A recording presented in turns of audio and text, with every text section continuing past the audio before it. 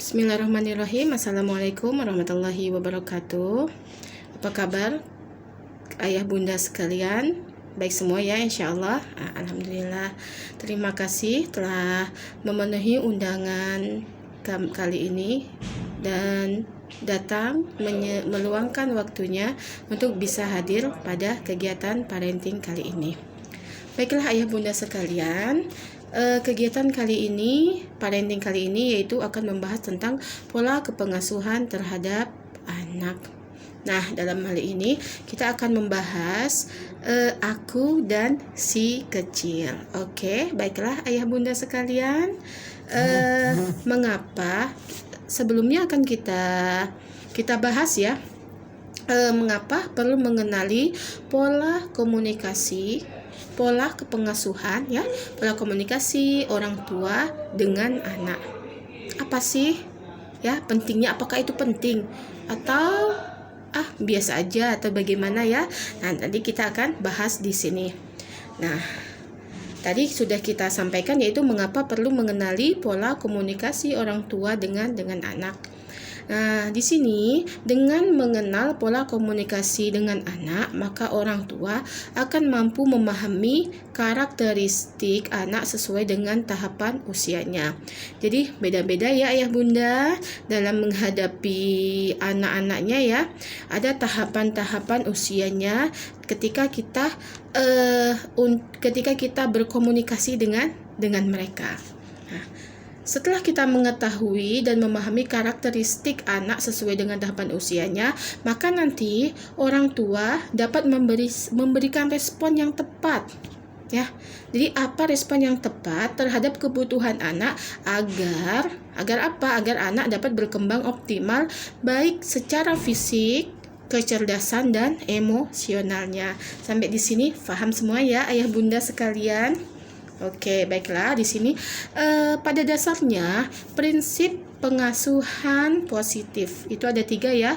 Yang pertama yaitu memahami dan memperlakukan anak sesuai dengan tahapan usia dan kemampuannya.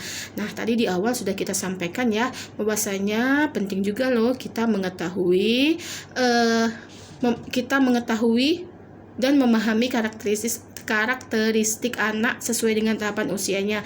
Jadi nanti kita akan memperlakukan mereka juga sesuai dengan usia mereka ya. Jadi ada tahapan-tahapannya. Yang kedua, melakukan komunikasi dengan penuh kasih sayang ya. Artinya ketika anak usia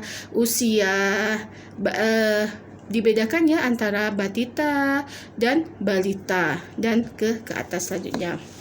Yang ketiga yaitu menegakkan disiplin yang konsisten sehingga anak dapat berkembang secara optimal baik itu dari segi fisiknya, kecerdasannya, dan emosinya. Oke ya ayah bunda sekalian. Selanjutnya, bagaimana cara berkomunikasi dengan anak? Nah, ketika cara berkomunikasi dengan anak ini ada 5 ya. Kita harus mengamati, kita juga memahami, menyapa, menyentuh, dan melakukan. Di sini akan kita uraikan satu persatu ya ayah bunda semuanya ya. Yang pertama yaitu mengamati. Apa itu? Ya, mengamati di sini adalah memahami dan memperhatikan pertumbuhan fisik dan perkembangan kecerdasan serta emosi anak dari hari ke hari. Artinya di sini kita ayah bunda semuanya kita diharapkan untuk mempunyai catatan khusus sehingga bisa memantau pertumbuhan fisik dan perkembangan kecerdasannya serta emosi anak dari hari ke hari ya. Yang selanjutnya adalah memahami. Memahami di sini adalah mengenali tanda yang diberikan anak. Apa saja tanda yang diberikan anak? Misalnya kapan anak itu lapar ya, atau kapan anak kenyang, atau kapan ia merasa sedih dan gembira.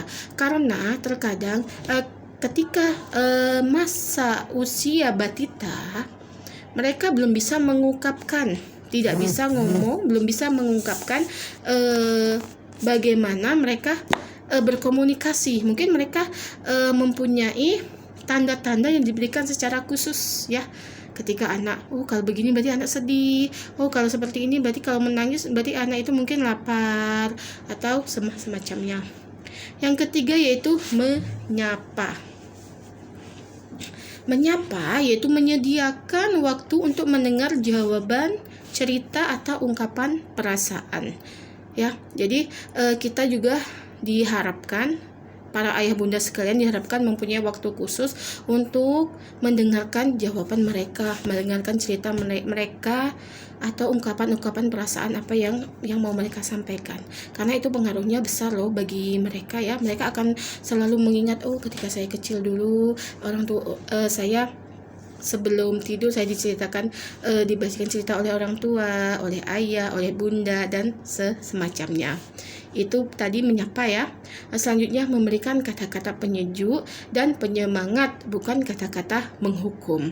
Jadi harus kita jauhi kata-kata menghukum. Kita harus memberikan penyejuk ya. Ketika anak akan senang ya, anak akan merasa dihargai walaupun mereka masih usia anak-anak ya, akan merasa dihargai ketika kita mengarahkan ya, bukan menghukum mereka. Kita memberikan arahan ketika mereka ada kesalahan ya, seperti itu ya ayah bunda ya. Selanjutnya menyentuh. Nah, menyentuh di sini adalah memberikan sentuhan sayang. Misalnya apa itu kata sayang itu ya? Membelai atau memeluk ya. Kita sayang ke anak, artinya sayang itu tidak harus diungkapkan ya, tidak harus diucapkan, bukan diungkapkan ya. Sayang tidak harus diucapkan dengan kata-kata, tapi dengan kita membelai, kita memeluk. Nah, sang anak juga akan tahu, oh orang itu sayang loh dengan saya, ayah sayang atau bunda sayang, seperti itu ya. Oke ayah bunda sekalian. Selanjutnya adalah melakukan. Apa di sini melakukan? Melakukan adalah menemani anak untuk melakukan kegiatan bersama melalui kegiatan bermain, ya. Nah, ketika bermain di sini juga nanti ada waktu-waktu khusus ya, bukan kita memang benar-benar menemani mereka sambil mengajak bercerita, atau mungkin kita menyiapkan apa yang itu bagus untuk perkembangan mereka. Misalnya kita menyiapkan apa ya, bisa puzzle, bisa Lego dan semacamnya ya. Nah, yang perlu diingat, hati-hati dengan gadget.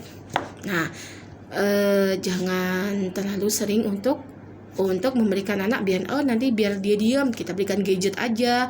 Wah, itu nanti pengaruhnya akan sangat besar sekali ya. Begitu ayah bunda. Selanjutnya, nah tadi sudah ya, dalam menjalin komunikasi dalam menjalin komunikasi dengan anak ya, dan orang tua itu menggunakan 5 cara berkomunikasi tadi ya, sudah kita jelaskan ya: mengamati, memahami, menyapa, menyentuh, dan melakukan. Oke ayah bunda sekalian, kita lanjutkan. Nah, selanjutnya nanti di sini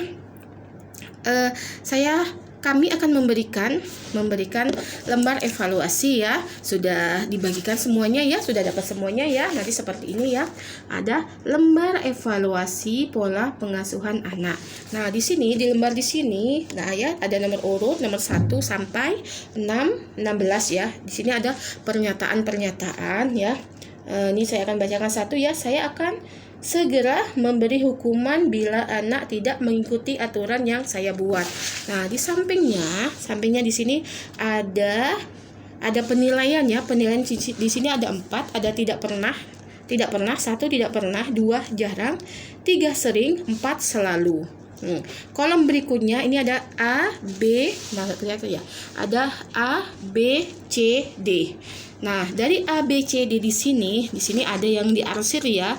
Nomor 1 yang diarsir adalah B, nomor 2 yang diarsir adalah A, nomor 3 yang diarsir adalah C, dan begitu selanjutnya seterusnya ya. Nah, nanti setelah ayah bunda baca dan pernyataan-pernyataannya ini dijawab. Nah, seandainya misalnya nomor 1 tadi ya, saya akan segera memberikan hukuman bila anak tidak mengikuti aturan yang saya buat.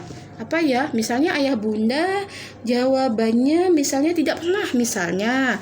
Maka tidak pernah ini adalah 1 ini diletakkan di B ya, yang diarsir B 1. Oke, paham ya? Nanti begitu selanjutnya sampai nomor 16 ya. Paham ya ayah bunda sekalian? Nah, sudah? Kalau sudah pernah, kalau sudah selesai ya, Nah, coba sekarang ditotalkan. Totalkan skor, berapa skornya. Nanti dari A, B, bentar ya. Nah, total skor sini ada A, B, C, D. Dari A, B, C, D di sini ditotalkan ya. Yang mana A berapa, B berapa, C berapa, D berapa. Oke. Saya kasih waktu, kami beri waktu 5 menit ya Ayah Bunda ya. Oke Ayah Bunda. Nah, baiklah. Kita lanjutkan selanjutnya. Nah, sudah? Nah, bagaimana? Ya. Sudah dipindahkan semuanya ya. Nah, ketika sudah dijumlahkan, maka di sini ya ada penilaian. Nah, jadi Ayah Bunda ketika menjawab yang paling besar ini ada nilainya ya, ada artinya ya. Memahami A, apa maksud dari A? Ketika yang paling banyak A, berarti Ayah Bunda di sini memahami dengan si kecil. Kenapa memahami sini? Artinya orang tua mampu memahami kebutuhan anak sesuai dengan perkembangan usianya, kemampuan dan kebutuhannya. Di sini nanti ini yang A, B, C, D, ini skor yang paling tertinggi ya Bunda ya. Ya, oke. Nah, ketika ada siapa yang menjawab A, berarti artinya orang tua di situ adalah dia sudah memahami. Memahami apa? Orang tua itu mampu memahami kebutuhan anak sesuai dengan perkembangan usia tadi ya, sudah ya. Nah, selanjutnya bagaimana jika yang paling besar ada nilai skor nilai adalah B. Berarti ketika kita skornya B, berarti apa di situ? B itu artinya mengatur.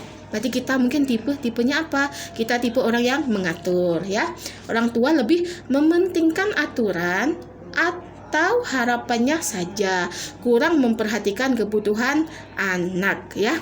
Nah, nanti kalau ada yang salah, ini perlu diperbaiki ya. Misalnya, saya sebagai orang tua terlalu mengatur nih, ya seperti itu ya.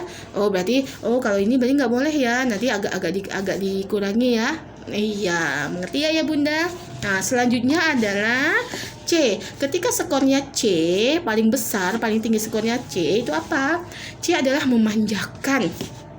Ada nggak kira-kira yang terlalu memanjakan di situ? Oh iya, memanjakan itu di sini adalah orang tua mengikuti keinginan anak sesuai dengan kebutuhannya tanpa memberikan arahan yang tepat.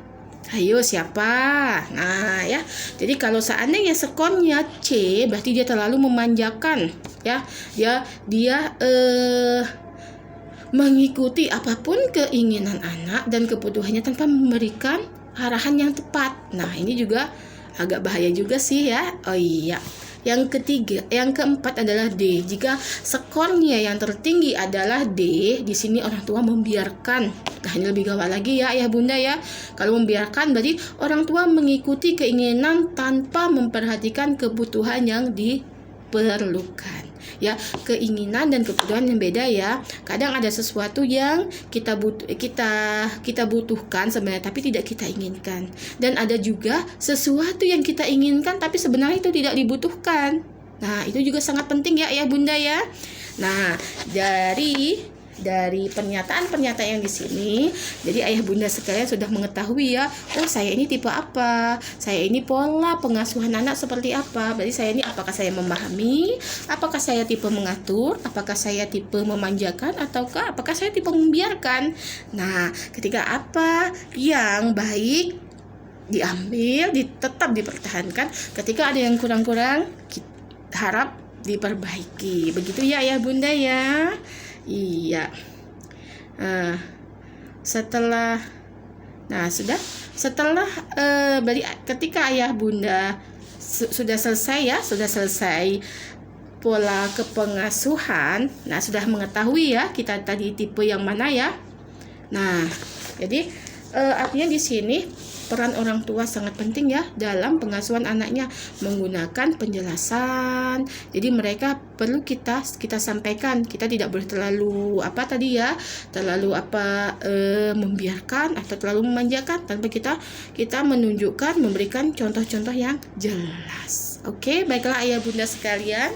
Mungkin sampai di sini saja pertemuan kita kali ini. Insya Allah nanti kita akan ketemu dalam kegiatan parenting selanjutnya.